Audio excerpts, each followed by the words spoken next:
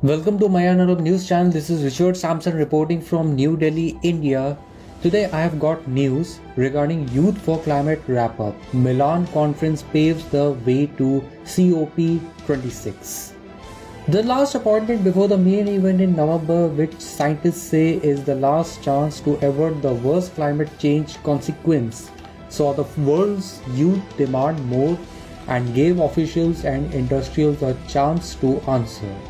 The brightest star of the climate movement, Greta Thunberg, made headlines when she lambasted world leaders at the Youth for Climate event in Milan, aka pre-COP26, meant to pave the way for November's main climate conference in Glasgow for their approach to the environment crisis, or she put it, blah blah blah. Ms. Thunberg's comment carried echoes of the dwindling faith the world's youth place in the establishment will to truly tackle the climate crisis. With good reasons too, the latest IPCC report detailed just how much of the human-generated damage to the planet is irreversible and showed that the upcoming COP26 is the last chance to level up commitments and avoid the worst-case scenarios. The young climate activists demanded that the world's economies live up to their words and wean industries off fossil fuels by 2030. They also called for increased youth participation, private sector efforts towards zero emissions, a transparent climate finance system, and more money to help those most vulnerable to the impact of climate change.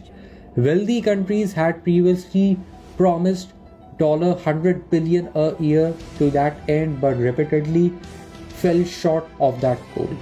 The first ever Youth for Climate was meant to deliver their words, and it warranted said establishment's response.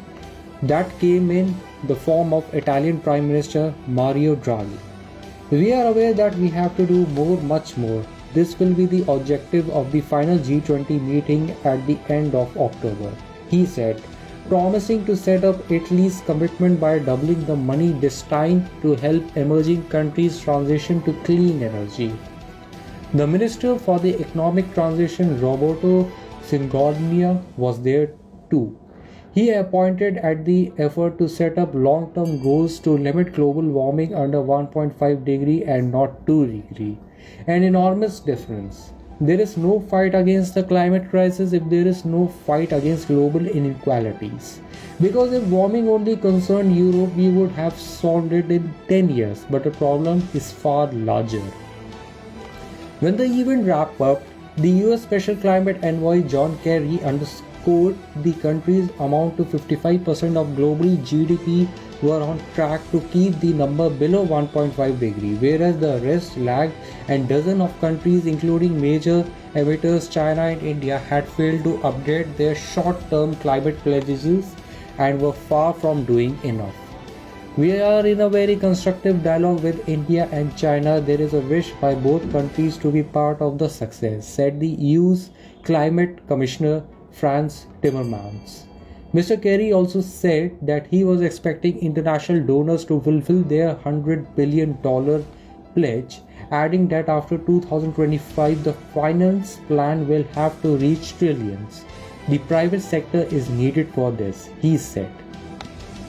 Youth for Climate did offer a platform to the private sector, especially the Italian managers who attended the event and spoke to the local media detailing for their company's efforts to contribute.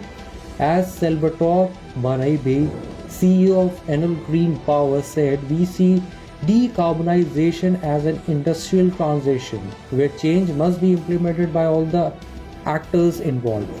A single company cannot set it in motion, but someone must lead by example.